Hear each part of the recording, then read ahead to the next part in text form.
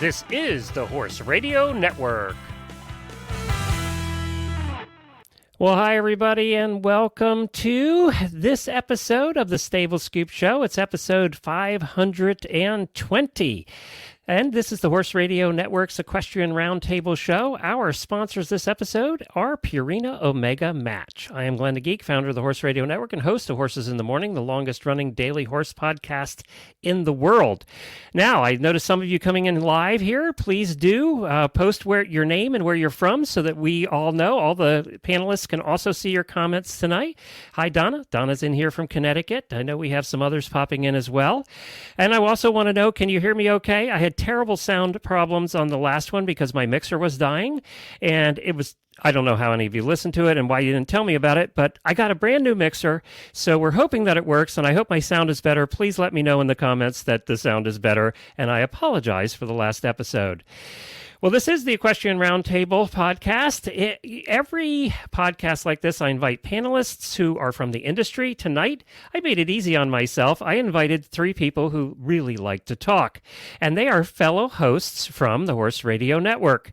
And if you're watching live, welcome, and we appreciate that. You can ask any questions, or if you have a comment on the topics we cover tonight, please post them in the comments, and we'll read them and get to them. And hi, Kathleen and Mackenzie say I sounded good. Thank you, Donna. Appreciate that.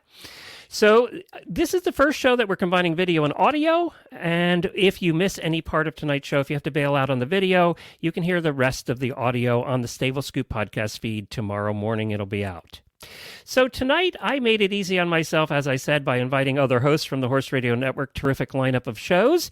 Before I get to them, though, I have to do a shameless plug. I have to get a shameless plug in for this. You still have time to book for the Horse Lovers Cruise in 2022, and it looks like cruising is starting again. Yay! So details and booking information, go to horseloverscruise.com. We have 50 people going so far. This is not your typical cruise that's put on by an organization where you have to go learn stuff and sit in boring classes. We are going to drink and talk horses and eat a lot. It's a 7-night cruise on the second largest cruise ship in the world, and we're leaving out of Florida, and it is next year. Go get all the details. I think it's February. Go get all the details at horseloverscruise.com and come hang out with horse people, having a good time, drinking and partying and talking about horses. But that's what we do there. Nothing educational at all will happen during that cruise, I promise.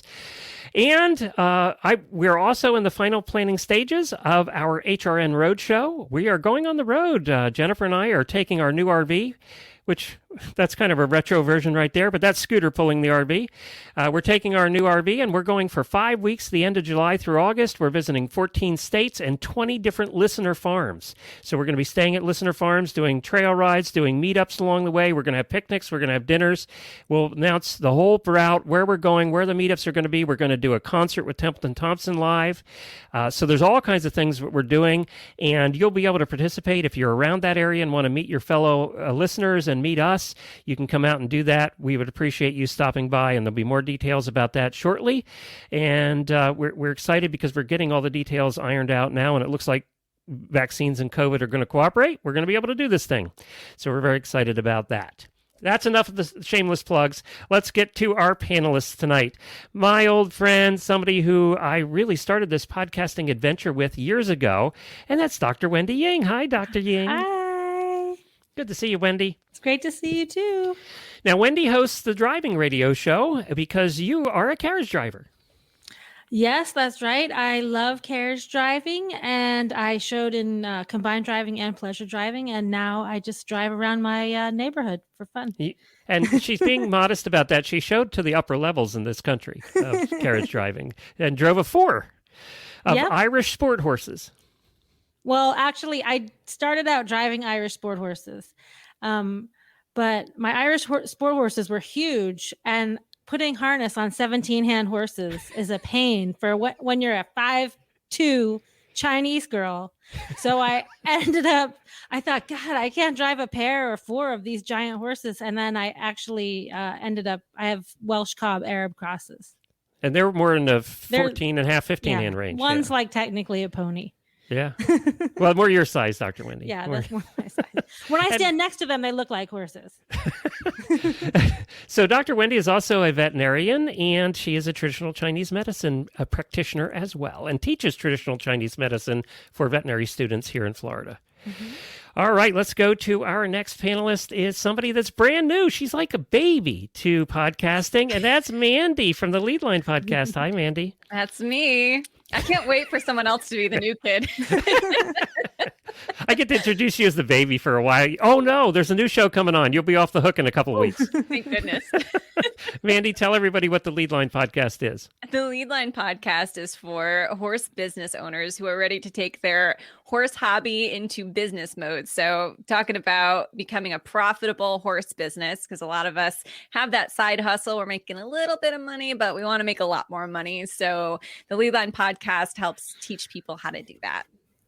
Very good. And we're glad to have you on board. I've known Mandee. We were talking about it before we started. I've known Mandee. She was one of our first guests on Stable Scoop back in the late 2000s. And that, by the way, is almost 13,000 guests ago for the Horse Radio Network. Ooh. Yeah, that's a lot of talking. And then, speaking of talking, we have another host of one of our terrific longtime shows now.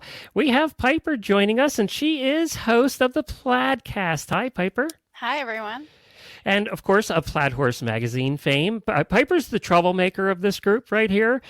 She's the one that's always getting in trouble and causing, fights on the internet. But we love her for that. I love it that I don't have to, and you can take all the flack. I call it accountability, not fights on the internet. But sure, whatever you want to call it. Call it discussion. But the Plaidcast has been going on how many years now? 5 years now. Yeah. Wow, holy cow. I remember your first one. It's like yesterday. Well, congratulations. That puts you in the top 1% of all podcasters for the length of time their podcast has lasted. Probably 0.5% of all podcasts make it for 5 years. Yeah, so congratulations. That either shows tenacity or stupidity or stubbornness. I don't know. It's one of those. It is one of those. It's a good show, though, and you really should check it out. Tell everybody a little bit about what your show's about.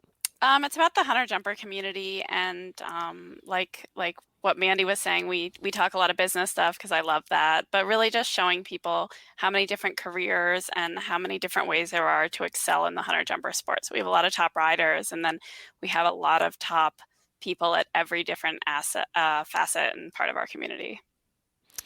Very good. All right. Now, how we do this lineup for the panelists is I don't pick the topics, they do. So they choose topics. They each submitted 2, and then I picked one of those 2 to try and get new things on each episode that we do of the Roundtable, stuff we haven't talked about before. And so we're going to just let them go. It's a discussion between you guys. I'm here to moderate and maybe have some opinions occasionally. Not that I've known to have any opinions at all. So, Wendy, we're going to start with you. What was your topic and why did you pick it? Well, it's something that comes up in my practice a lot. As I specialize in traditional Chinese vet medicine, so that means I do acupuncture. I do a lot of sport horses and sport dogs, but the majority of my patients are geriatrics, right? Because most people think of acupuncture and chiro for their older dogs and horses. And so, you get this old farm dog, this people want you to work miracles in one acupuncture treatment. And I'm like, if I could turn back time, I'd be a millionaire and I wouldn't be working for you. So I think, if only, and we all do this. Like, I think about this with my own horses and my own dogs. Like, oh, if I only did this, and yourself, right? You think, wow, if I only did yoga when I was younger and kept at it, I would be so much more flexible and a better rider. So that's why I picked this topic. And do you want me to? Yeah, go ahead and start. Yeah. So I talked a little bit about this on my Chinese medicine segment on the driving show last week. And this is a huge thing for dogs, and it's so easy, right? And we horse people, like, my horses are retired and they stand around and do nothing but eat. And maybe I pet them and put fly spray on them. But my farrier comes every 5 weeks. And I am not missing my farrier appointment because we know how important it is for their hooves to have care, right? But my dog's toenails are like so long. I'm horrible. But she's a Jack Russell and she bites me when I do her toenails. And Says the veterinarian. Yeah, I'm a veterinarian. I know this, right? So I see these like daggers on these dogs' toes, and a lot of like Labradors, especially black Labradors with like black toenails, like they can get so long. And you think about your dogs walking on those long toenails. That's like a huge cause of arthritis in dogs.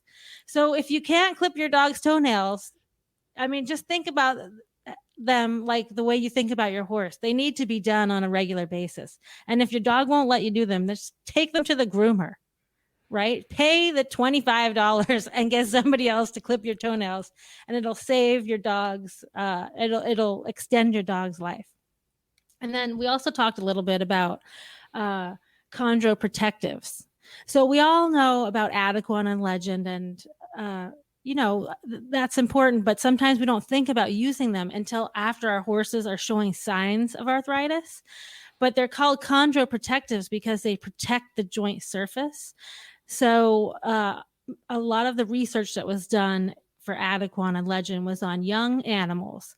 There was a study done on Adequan when it first started about with German Shepherd dogs, and they gave Adequan to German Shepherd puppies.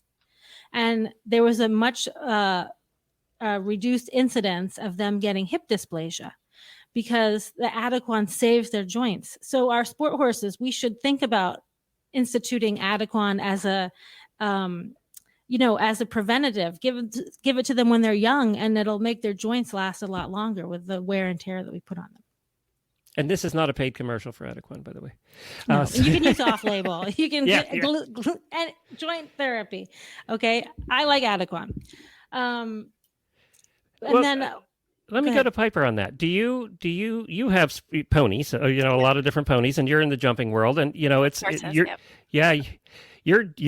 using those ponies, and they're working. Yep. Do you think about that? Do you think about giving them preventative stuff? Absolutely. And oftentimes when they're leased, it's in their contract what preventative maintenance and what other maintenance they need.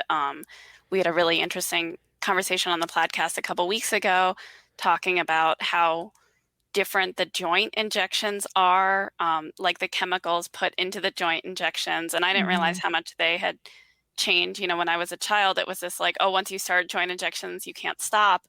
And, now we have such better technology going into the joint injections that it really can be something that can be stopped and started as needed. And I thought that was fascinating to learn about. So I think it's all that stuff. And then it's also the holistic approach. Again, back to the contracts we have in their lease contracts, how many jumping classes, how many classes they can do per day, how high they're allowed to jump at home. It's all tied into this, longevity. I want my ponies to be happy and want to do their jobs and last forever. And their job can mean anything to me. I tell my ponies that they need to be good at their job, and I don't care what that job is. If they want to be a walk trot pony, totally fine by me. If they want to be a division pony, but they have to be, we will make them sounding comfortable, and then they have to be good at that job. But our leases and our contracts are designed for exactly what you're talking about. And it's like maintenance. It's like maintenance on your car. Yep. You wouldn't skip those things. And I don't know. I know a lot of horse girls that don't forget to do the maintenance on their cars, let alone clean it. So there's that. Okay, clean it. Mandee, is this something that you've dealt with or done anything about with your horses? Well, I actually have a couple of senior pets at this point because my animals stay with me long term. So I have my senior horse, and she is, I believe, 22. But I also have a senior cat, and she is 17. And I've had her ever since the beginning, too. So it is actually something I've been really starting to pay attention to for both pets to make sure that they are comfortable and they're well taken care of.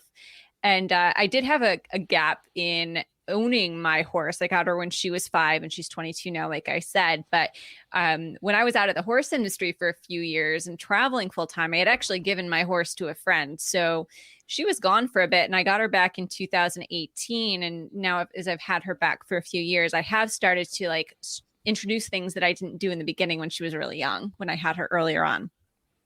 So looking at those things, I've started doing like chiropractic care and looking into massage more. And I'm like, okay, if I need these things, my horse probably needs them too. She's getting older. And I'm sure there's a lot more that I could be doing. I'm a single horse owner, like one horse, just one. Same horse for many years. So super faithful to this horse. But I'm sure there's a lot more that I could be doing for her. But it's, there's also not wanting to waste money on a bunch of things that don't work. So I'm trying to like introduce a few things, see where there's improvement, see what else I could introduce without trying to just like blow money on a bunch of supplements without knowing where, she needs them. It's interesting. I think that's great. Oh, sorry. Go ahead, Glenn. No, go ahead, Wendy. I think that's great what you brought up about the supplements because, you read these magazines and you're like, oh, I got to get this, I got to get that. But one of the things that I think is really important, especially with our middle-aged horses, is don't skip screening tests, right? Like, why do we wait till they're shaggy and, laminitic before giving them Pergolide? How about we just, screen them for Cushing's, or like Glenn we all know how he suffered with Lyme disease. If you live in an area of high prevalence of Lyme and your horse is showing something abnormal, even if they're not, like screen for it, and then do something preventative for it. But I feel like even with my own horse, I feel like I should have screened him because mine has Lyme. He had Lyme when he was younger.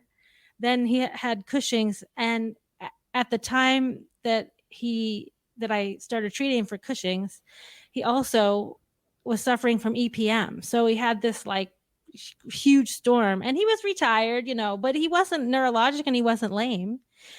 But he was showing some atrophy. And I kept saying to myself, I even talked to another vet friend of mine. I'm like, what do you think of Dante? You think I'm thinking too much into it? Do you think I'm just seeing EPM everywhere? And she's like, yes, because I do sometimes worry about them, but I'm like, screw it. I'm pulling blood. I'm going to screen for it. And then I did, and we treated him early on, but he progressed like they sometimes do. But I feel like, well, maybe if I had treated him for the Cushing's early on, maybe his other issues wouldn't be so bad. So that's hard though, because you have to fight for that sometimes, don't you? I mean, you're with your veterinarians because, and I feel like as a veterinarian, sometimes I feel like, with EPM, especially 90% are going to test positive, right? But only 10% actually have the disease. So it's hard to tell my clients like, well, I see your horse looking kind of old and has atrophy, and I think I should do this test. And then interpreting those results are really difficult. It's a hard thing to screen for. So you have to have a good relationship with your vet. And I think what you're saying, Glenn, is sometimes you as a horse owner see an attitude change, but to the vet, I might see like, well, he looks great. Yeah. And I don't want to waste your money. Yeah. Yeah. We know there's something wrong. You're right. Because, we know our pets. And we just know there's something wrong. It's hard, though, too, because you still have to balance, and Mandee, you said it, and I'm glad you did. You still have to balance money in all this thing. There's always, money always comes into the picture. And I always said, I think we have a dollar amount in mind. And I know this sounds awful, but I think we all have a dollar amount in mind for our pets, whether they're horses or dogs or cats. That's not awful. That's real. Yeah, because, I couldn't afford to spend $100,000 now to fix a dog. I'm just not going to be able to do that. And we also have to deal with what's realistic for us may not be real. What's realistic for me may not be realistic for Piper, or may not be realistic for Mandee, or the other way around, right? Our real life situations, our financial situations kind of affect what we do too, but that's where preventative care even gets more important. And by the way, if you're watching live, tell us what you do for preventative care with your horses. If you use a certain product or whatever, just type it in the comments there. But I think that's where it becomes more important, right? It saves us money in the long run. It'll save you money in the long run. And also, like, especially with dogs, like, we don't realize it because, you know, they're with us all the time. But their lifespan is so short. Like, when I was younger, I never thought about that, right? But your dog's lifespan is like, you know, if you get 12 great years with them, then that's really good, but that's so short, you know? So you don't want to skip, you know, sometimes when they're young, you think, oh, I don't need to go for an annual exam. I'm just going to take them down the Tractor Supply and get a rabies shot. Right. But you should get your dog, take them for an annual exam. They can pull blood on them. It doesn't cost a ton of money. And you might find something, or like Mandee, your cat, your 17-year-old cat. Almost all cats are going to have renal failure at some point. You know, that's just the nature of cats. And if we can catch that early, then we can help them deal with that for a longer period of time. I want to add too, like, speaking of my cat, she had some issues in her older age that have been going on for a couple of years. And I took her to a local vet. One of the issues that she was having is that she was coughing a lot. It was a very dry cough, and it was just constant. But it was to the point where it was waking my husband and I up in the middle of the night because we would just hear coughing all of the time. And so I took her to a vet. They did some tests. They couldn't find anything. And then I took her a few months later. They still couldn't find anything. And finally, I couldn't accept that there was nothing that I could do to help that cough. And I ended up traveling an hour and a half with her, which she does not travel well, but I traveled an hour and a half to a different vet who figured out the issue. I can't even tell you what it was because I have no idea, but she gave her some antibiotics and she never coughed again. But it took me over a year to find that issue because the first vet couldn't find it. And that's, you know, no diss to the first one, but sometimes we have to go with our feelings on something with our animals too, and be like, you know what, there's got to be a solution. We just have to dig a little bit deeper sometimes. I got a question. After that trip, did you need the ER? Did you have to go to the ER because you were scratched all the hell and back? Oh my God. I just have a migraine from the meowing. I gotta say, I walked into the vet's office. I showed them the carrier with Splash inside. That's her name. And I was like, we're going to need a cleanup. And they looked inside and they were like, oh, okay, we'll get someone to help you with that. But they were actually really good. One of the techs came in, she took the carrier, washed the whole thing out. And I'm saying we had like issues from both ends from this and it was in so the car. bad. It was so bad.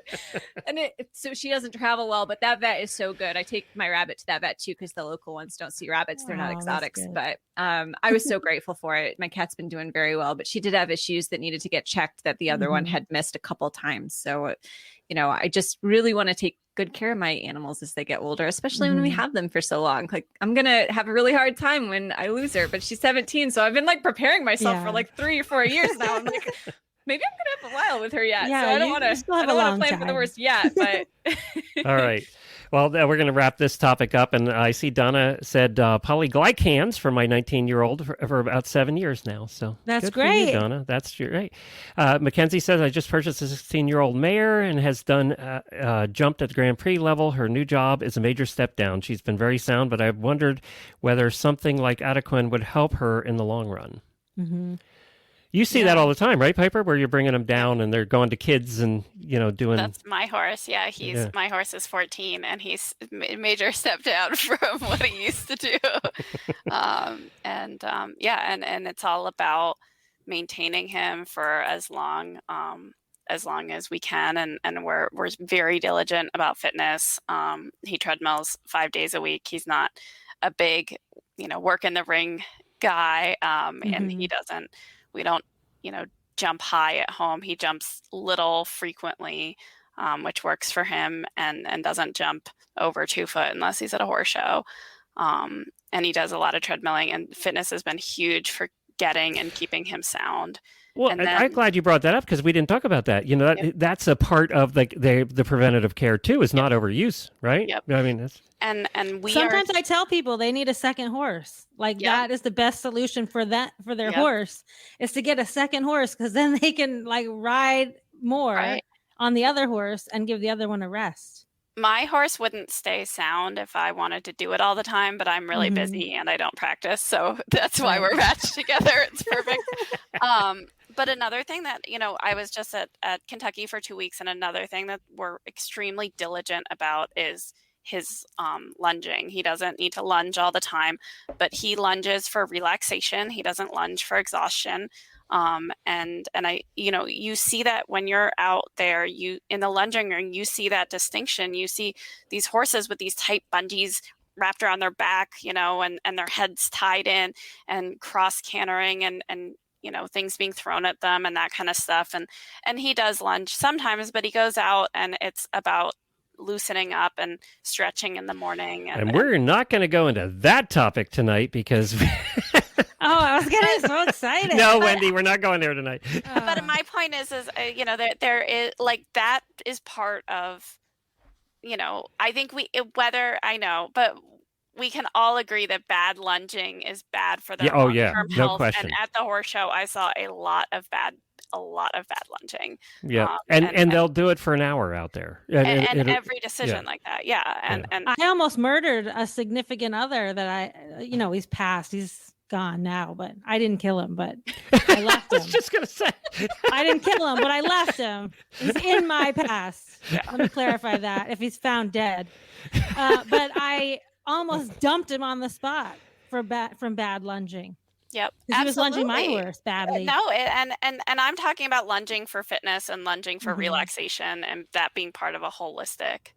All right, guys, we do have to go on. We have two more questions to get to tonight. Before we go on, though, I do have to talk about one of our terrific sponsors who does care about your horse as well.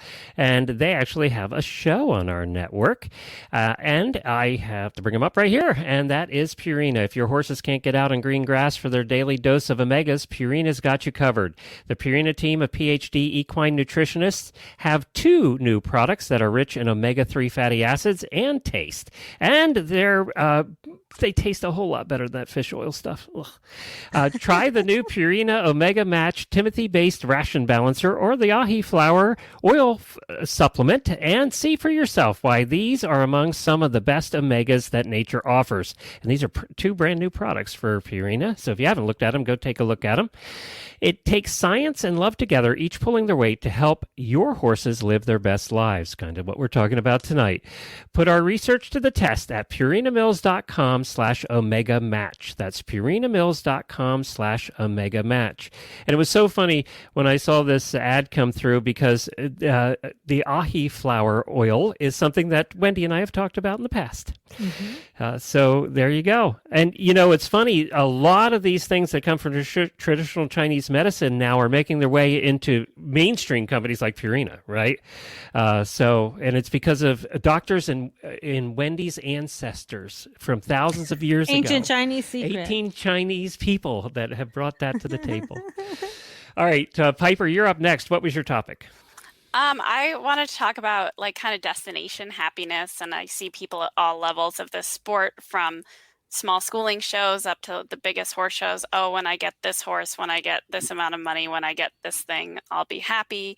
And I think that's related to, shame and wanting more from the sport and feeling welcome. And kind of these are all issues that I think we all face. And one of the things that we don't recognize is that we all face them. We think that other people at other levels of the sport, or people who go to other horse shows or have more horses or a nicer horse or something, don't face these issues. And the more I do this, the more it's a universal truth of our sport, is that we all seek more. We all seek to do better. I mean, and I think that comes from a really healthy, good place of wanting to be better horse people, but it's so easy to kind of pervert that a little bit. It's so easy to find our shame, to shame others. Back to what you're saying in the beginning, Glenn. I mean, I think about, whatever, if I'm rabble-rousing or holding people accountable, I mean, the fact that so many people do try to weaponize shame against me is a sad indicator of our sport. And so I love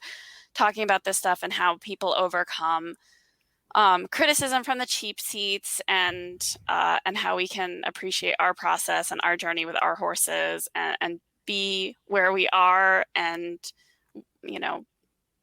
where we are, want to be where we are, and be there and be present with our horses, because that's what this is all about. And the sad part about that is, because of that shame, it doesn't allow you to be as present right now as you should be. Yeah. You should be enjoying this process of the process of getting there, right? And because of the shame and peer pressure and everything else that happens in the horse world, just by the way, you're describing everything in life right now, not Yeah. just horses, Yeah. right? So that's the sad part, is then it takes away some of the enjoyment of right now. Yeah. And I like, one of the things I was proud about showing last week was that like I didn't wonder if I like looked fat in my britches at all, or and these are little things, and they are usually fleeting things, but it's that like we're so conditioned. I have people come to me every week and are like, oh, I wasn't going to start back riding, but your conversations helped me feel welcome back into riding. And to me, that's so sad that like people were limiting themselves from being part of our community because they felt shamed, or they felt unwelcomed, or they felt like they didn't belong. And I just, I want to say welcome everyone. There's a place for everyone in this community, and no one is looking at your caboose or anything else. and enjoy the horses. Wendy? Well, I grew up riding hunter, so I understand what you're talking about. And I think part of that comes from it's just our competitive spirit. Like you're putting a whole bunch of competitive people together, and then sometimes the that just gets the best of you. And I see a lot of people coming into driving and they're like, oh my God, this is the most welcoming sport, blah, blah, blah. And the thing is about driving is that we don't have a standard uniform that we have to wear. We can wear any clothes, fabulous hats, whatever. And we have all different size animals, from like minis to giraffes. So I think the more the standard of excellence is the same, the more you get catty. It's just human nature. Like go to a breed show, right? If you really want to see cattiness. Then they're not only are they competing with each other, but they bred those babies out there. So, and I say this as I used to breed. So I know. I've been on both sides. I've been catty, and I've been the victim of cattiness. And it is sad. And I think sometimes what we need to realize is that not everybody can handle that the same way. Like I may say, well, whatever, get in line. And there's a ton of people that hate me, get in line. But other people may take it to heart, and you need to think about that before you start being uber competitive. Mandee? I haven't shown in many years, but when I did previously, I have some very vivid recollections of some of the things that were really hard for me when I did compete. And I'm talking back when I first got started in horses, I was probably in my late teens. And I was the kid that drove up with my parents in the beat up pickup truck and the really old horse trailer that my horse hated getting into. She hated that thing. And she just did not want to load. So I would get done. And the shows that I did do, they were just really low key fun shows because those were all that I ever did. But at the end, I would go to load her and she wouldn't load. And I remember being, a teenager, just being super emotional about that because it would end up attracting a crowd. Everyone would have a different opinion about what I needed to be doing to get her in the trailer. Loading.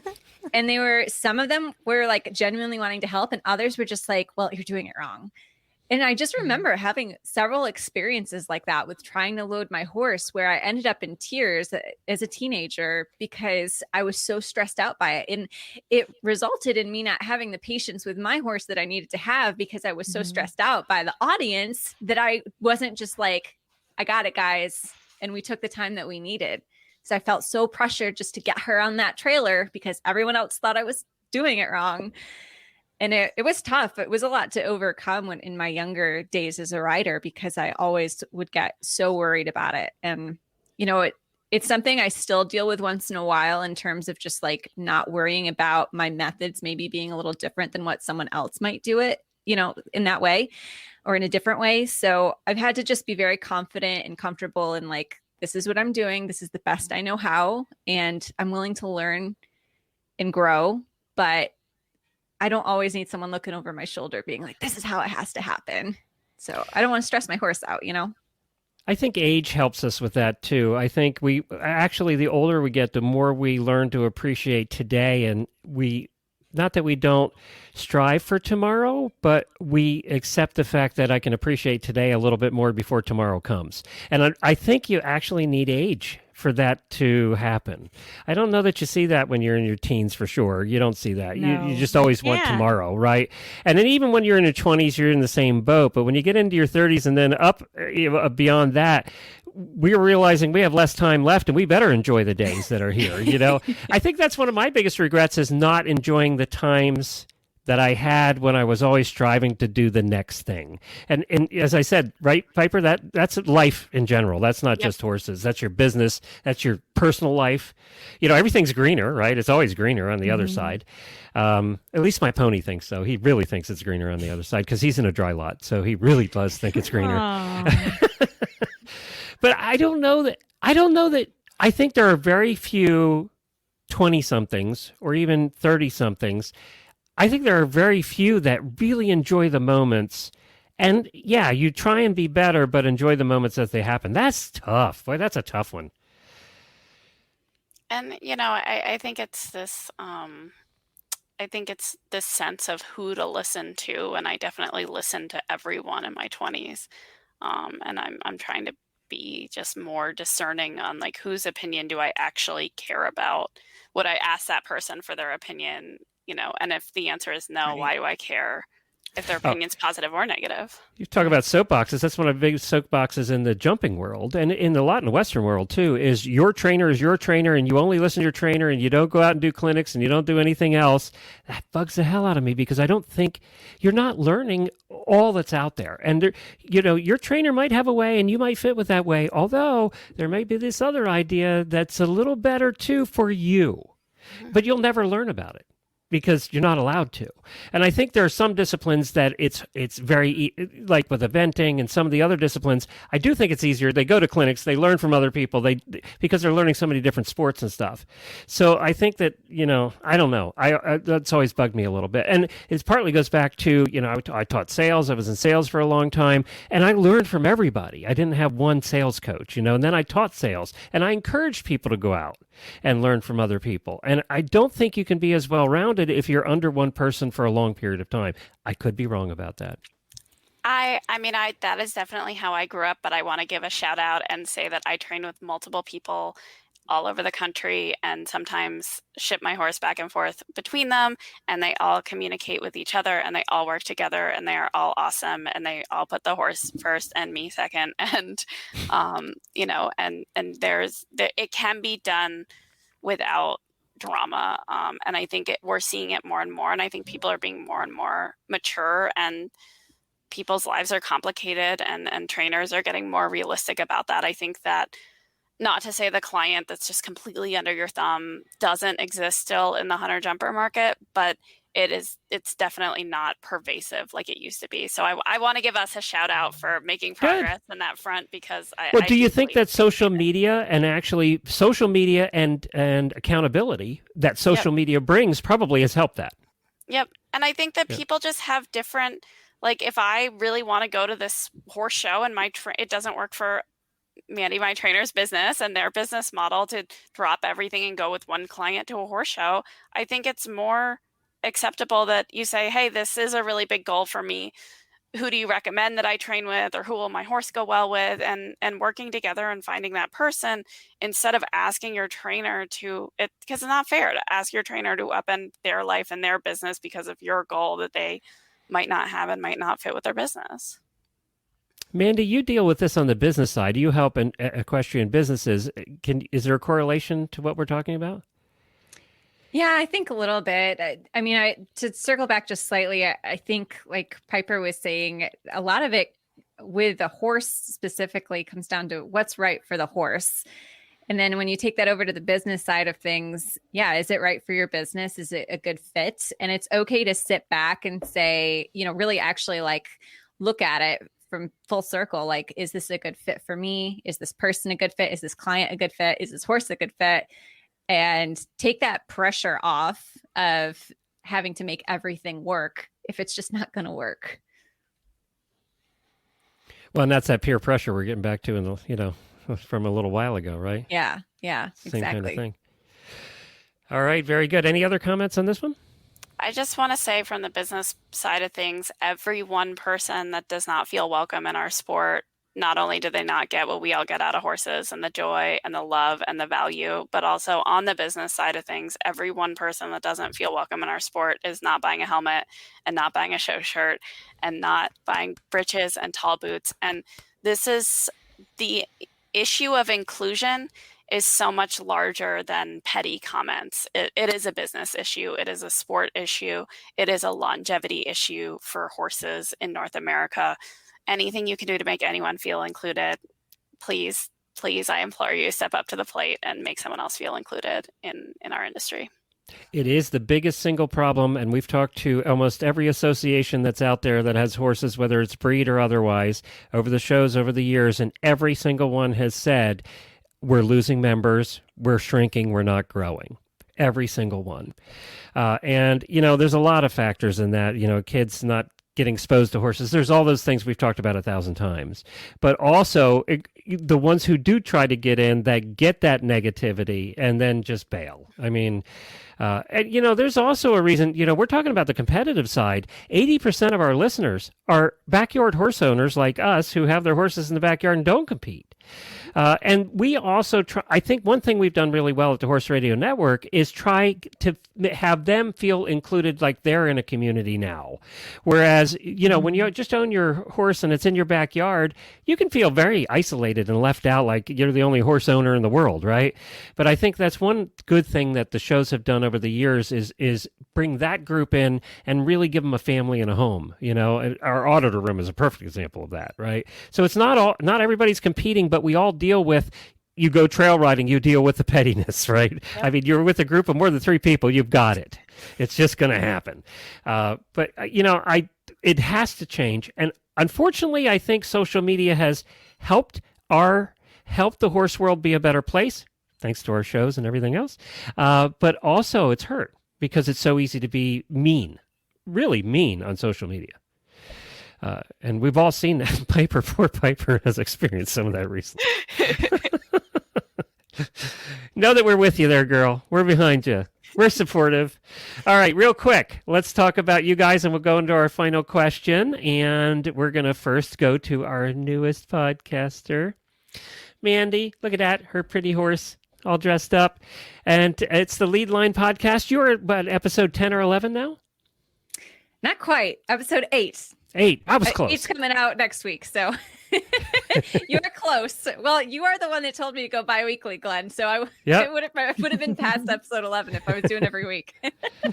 So tell us about your show. What have you found? What have you learned by doing this new podcast? Well, I have learned that number one, podcasting is a lot of work, but I also really, really love it. And getting to talk to people that are in the horse industry and they've worked really hard to get where they are, hearing their stories and what they've accomplished and where they came from is just so inspirational. And I can't keep up. I've got so many great guests that have been lined up, so many people asking to be on the podcast. I'm like, wow, there's some really awesome entrepreneurs out there. So I've been having a really good time so far. And you can find it, just search for the Lead Line Podcast on any podcast player and it'll show up. It's also on our Horse Radio Network homepage and on our app as well. It's also in our Horse Radio Network All Shows feed. If you search any podcast player, search for Horse Radio Network, you'll see the All Shows feed. And that's every episode of every show that's put out. And you will see a lot of them in there. So I'm warning you because we put out a lot of episodes every week. All right, the Plaidcast. So you have been doing this for so long. What has surprised you, Piper, about doing a podcast? I'm actually surprised lately by how much I like it and how much I'm having fun doing it. I really wanted a hunter jumper podcast and I wanted someone else to do it. And I was a huge podcaster I started listening to podcasts in 2006 and I kept being like, where's my hunter jumper podcast? Where's my hunter jumper podcast?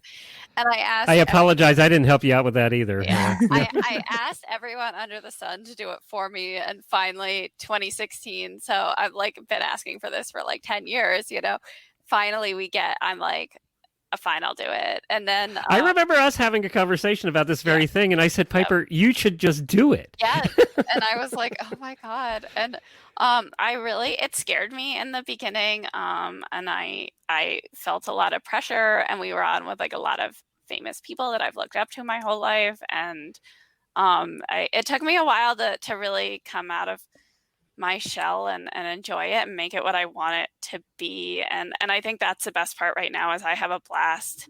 I look forward to doing it. I have a blast when it comes out. I have so many people come up to me all the time and tell me about other stuff. And it's also interesting that it's like the podcast has been so popular that it permeates like other parts of my family and my life, which is fascinating. So like my husband will like run into people that'll be like, oh my God, you know Piper Klemm? And he's like, I'm married to her. Because like, you know, one of his friends, like their girlfriend rides, or, you know, something like that. Or my parents will run into people. And so it's been fun to like actually have it in the wild, come circle back and come home a little bit. And I think that's one of, you know, meeting because the thing about Piper is she's not naturally an extrovert like I am. So, you know, and that's hard. You know, there are a lot of podcasters that are very famous that are introverts. And the microphone is what when they can perform, right? That's their performance time, and they could become an extrovert on the microphone. But away from it, I'm even that a little bit. I have to work hard sometimes when I'm at shows and stuff to be Glenn the Geek. There are times, and Wendy knows this, there are times I just don't want to be. You know, I just don't want to be. You know, I just want to hide in a corner. So I think that we all have a little bit of that. But you've done a great job with this show and keeping it going and making it a voice of Hunter Jumper World. You know, it really has, because you made that podcast you were hoping for so long. Yes, and I'm having fun with it. Good for you. All right, Dr. Wendy, we've been doing this show for 9-10 years now, I think. Yeah. No, we started in 10 years. It was 2011. Oh yeah, we started in 2011. You're right. Yeah, that's right. Yeah, because we were still in Kentucky. So why do you still do it? You're not a competitive carriage driver, because you force me. I try to quit and you won't let me leave. No, I'm just kidding. I love it. It's super fun.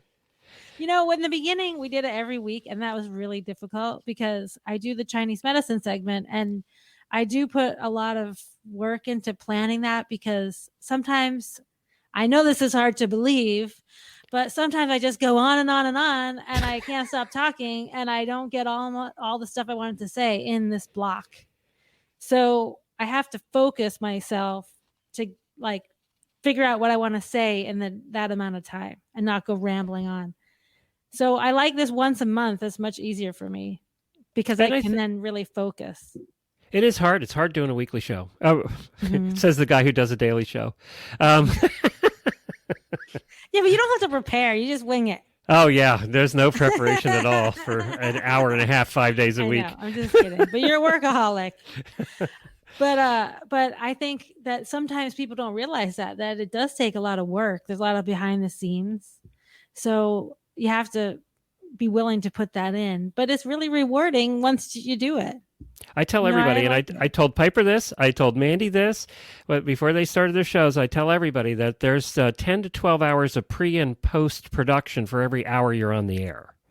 And that's marketing, and that just includes everything that's involved, booking guests and doing all of that. Actually, some people say, what's the hardest thing you do? Booking guests. It's just a pain in the ass because you have to go back and forth, and it's emails after emails, and it's just coordinating times and doing all of that. It's just time consuming. It's a time consuming process. But everything about podcasting or anything else you want to do well is time consuming. It's business, right? It's just the way it is. Well, I'm glad you're all part of the network. Thank you so much for being here for so long.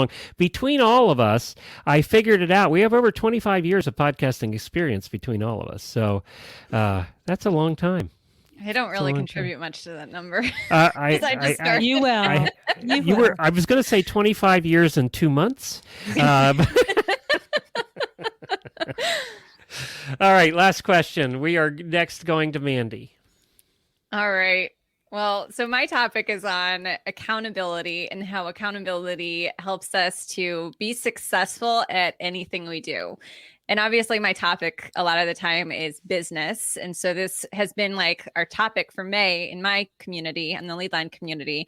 We've been talking a lot about accountability, because I think similar to what Glenn said about being a backyard horse owner, just kind of doing your own thing on your own little island, a lot of entrepreneurs do that too, where we dive into a project and we start something and then it doesn't get finished because we're on our own island, and no one's going to know if we don't finish the project except us. So we're just like, it's fine. I don't need to finish it, or I'm just going to let that go. Maybe that wasn't such a good idea.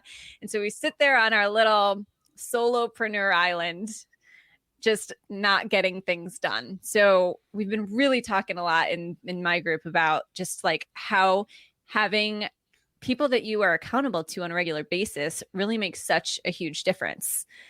So I'd love to hear some of your thoughts on that. Glenn, what do you think? Well, you know what made us accountable in the early days of what we were doing is our sponsors. You know, it's interesting because 95% of podcasters quit within 6 months. They're done. They stop podcasting. That's 95% of them. And I probably would have been one of those early on had it not been we were lucky to get some sponsors early on. So in a way, it's having so many terrific sponsors that has made us accountable. We cannot skip shows. We cannot skip episodes. Mm-hmm. But what has also made me accountable is I reached outside of the horse world to other professional podcasters. And a matter of fact, I got this new mixer so I don't sound like crap anymore. And my mentor, who has been doing this longer than me, believe it or not, was on the phone with me last night helping me set it up. And he, so I went outside of the horse world to other podcasters, and that we have groups. We have a podcast network group that's all podcast networks like the Horse Radio Network. And we hold each other accountable. So yes, I can't do it on my own. There are people that can do it. I am not good at Dr. Wendy's not good at it either. She needed Kyle, her significant other, he runs your business, but you needed that. He runs it all. Yeah, you needed that. I do the accounting, but yeah, but you needed him to book and to keep you going and accountable. I cannot. Well, you know what? I cannot book the appointments, and I tell this to other vets because I'm in a little group where we talk about house call veterinarians. And the thing is, if I answer the phone, I am on the phone with that client for hours. And then if I say, well, look, I'm with another client, or I'll call you back then. And they're like, oh, that bitch hung up on me, and it's like, okay, well, sorry. Or can you come Sunday at 4:30? No, I can't. But if I said that, they would be super pissed. But Kyle just says no. And they're like, okay, thanks, Dr. Kyle. I'll call back. So it doesn't even have to be your husband or even if you just get yourself an answering service for any business, I think would be like save a lot of headaches for you. Piper, you've been dealing with accountability. That's all you've been talking about, and holding other people accountable as well as yourself too. Yeah. I mean, I'm with Dr. Wendy. The buffers are huge. I fully advise people, even if you can't afford someone at your company yet, just make up an email with someone else's name. That's a great one. Because I like that. Why didn't I do that 10 years ago? I did do it 10 years ago. It worked. Because that buffer, you guys are so smart. When people don't need to talk to you, they don't need to talk to you. And when people would call, I mean, I remember in the early days of the magazine, people would call like my cell phone, the only number you can still call, and they'd be like, subscriptions department, and I'd be like, hold please, and then I'd be like, hello, subscriptions department. But it's like, yeah, like people are like shocked when I pick up the phone still. But I think when people don't need to talk to you, or it doesn't need to become emotional, having them talk to someone else, whether it's real or perceived, is huge. Mm-hmm. I found personally, I have a huge issue with log jams, I call it. So if I get like an email that I don't want to deal with because of whatever, because I know I should do something, or it's a bottleneck of something, or there's shame there that I didn't do it perfectly, or, like whatever that is, then the email avalanche will start, because I'll be like, oh, I don't want to look at that. And then the email avalanche will start. So I actually have a college student who comes in once a day for an hour a day, 5 hours a week total. and she is not a horse person. None of these names mean anything to her. And she's like, okay, what are we doing about this one? Or what are we replying to this person? And just make sure that like nothing gets misfiled. And like, I'm not the most organized person. So it's that everyone gets replied to, and really just preventing these log jams. And, you know, because I'll see someone like famous sometimes and like seize up the, oh my God, I have to craft the perfect response, you know, otherwise, you know, this Olympic gold medalist will judge me. And then I like paralyze, and then it wastes so much time. But by having someone else who's not emotional come through and bust all, because everything's emotional when it's your business. Like, because again, like you all, you're treating the horse and doing the accounting and billing them and you know, selling them and, you know, taking responsibility if maybe that treatment didn't work and you're still billing them for it. I mean, it's how business works. It's you doing your best, but also it doesn't feel good. So it's dealing with all those emotions. So I am completely by nature just feral, which like works in my favor because it means that I can like, I will get in the car right now and drive to Florida. Like, I don't care. I don't need any planning. I don't need any organization. Like, that doesn't bother me at all.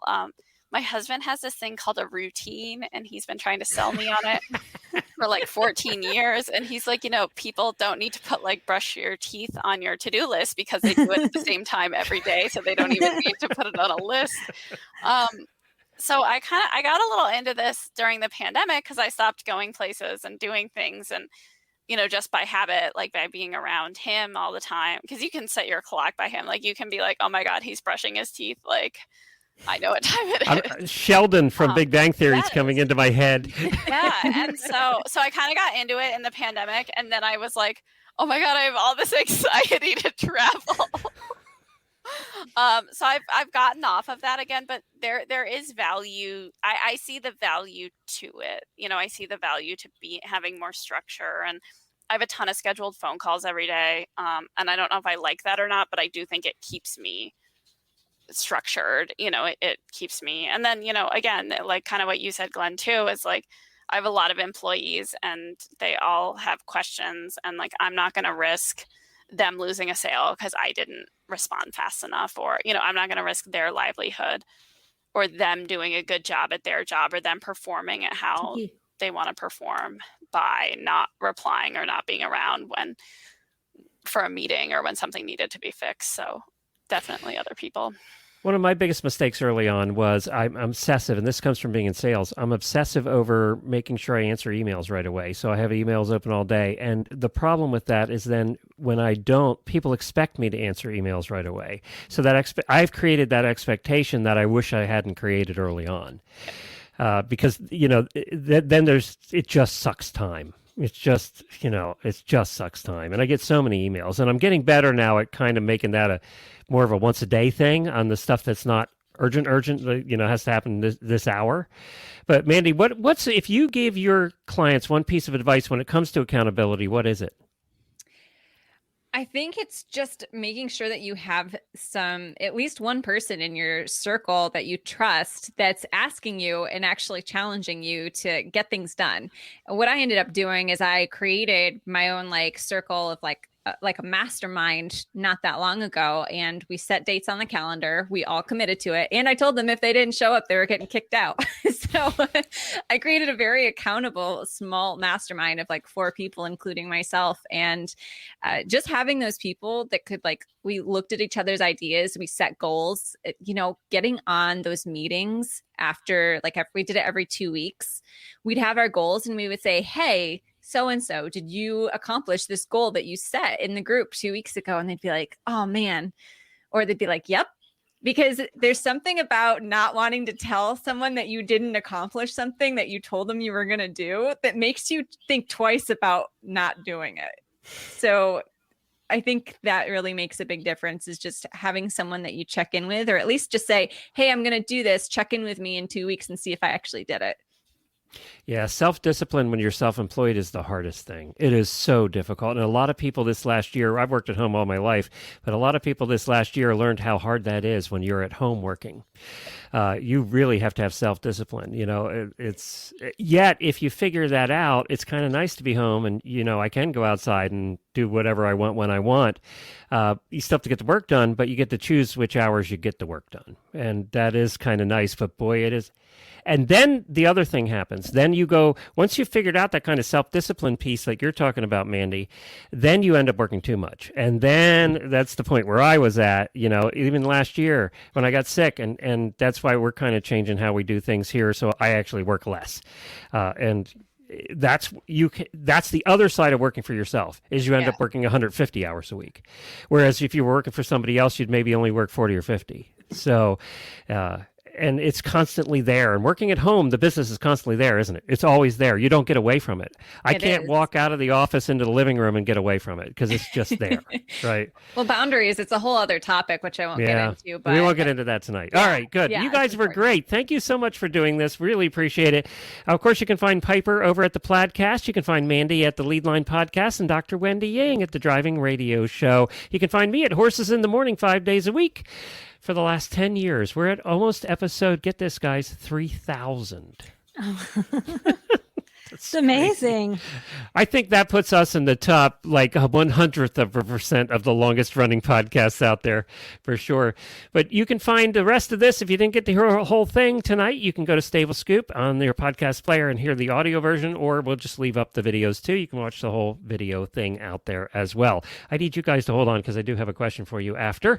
But we'd love to hear your topics. If you have a topic or a group of guests, a panelist that you want me to get on, just email me at glenn@horseradionetwork.com.